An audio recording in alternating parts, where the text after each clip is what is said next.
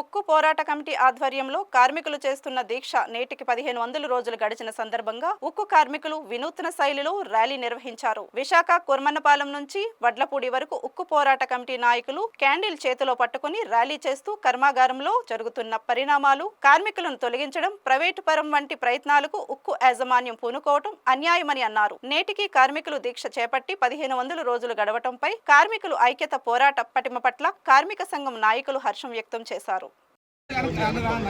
ఈ సందర్భంగా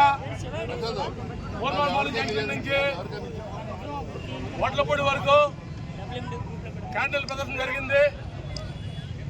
ఈ సందర్భంగా 15 రోజులు పూర్తయిన సందర్భంగా మనం ఈ కార్యక్రమాన్ని చేపట్టాం.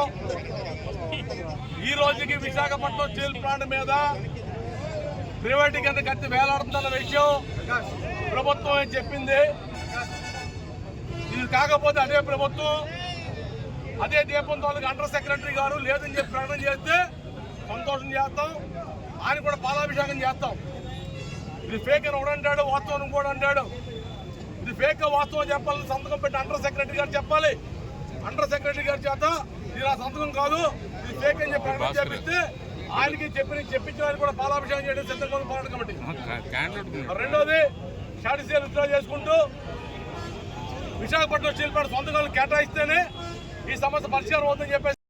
మూడోది పూర్తిగా ఉత్పత్తి తీయాలి, బ్లాక్ స్టార్ట్ చేయాలని చెప్పండి. ఉద్యోగులు ఊరపెట్టడం, కాంట్రాక్ట్ కార్మికులు వేలాది మంది ఉద్యోగాలను తీసేయడం, బలవంతు పెట్టి బయట పంపించడానికి ప్రయత్నం చేస్తూ ఉన్నారు. ఇది సరైన చర్య కాదని చెప్పేసి అడుగుతా ఉన్నాం. ₹1 కూడా ఖర్చు లేకుండా సేల్లో కలిపేందుకు అవకాశం ఉంది. ఆ సేల్లో కలిపి నిర్ణయం చేయమంటే రాజకీయ నిర్ణయం చేయాలని పెద్దలు చెప్తా ఉన్నారు. అవి అడుగుతా ఉన్న పెద్దల్ని రాజకీయ నిర్ణయం చేయమని అడుగుతా ఉన్నాం. ₹1 ఖర్చు లేదు మీకు, కాబట్టి సేల్లో కలపాలని చెప్పి అడుగుతా ఉన్నాం. ఈ రోజు కూడా గడిచిన మొదటి 8 నెలల్లో కూడా ఈ ఆర్థిక సంవత్సరంలో 10,000 కోట్ల ఉత్పత్తి చేస్తే ఈ 4 మాసాల్లోనే 10,000 కోట్ల ఉత్పత్తి చరిత్ర కార్మికులే ఉద్యోగాలు చేతలు ఉన్నా లేకపోతే పనిచేస్తూ ఉన్నాం.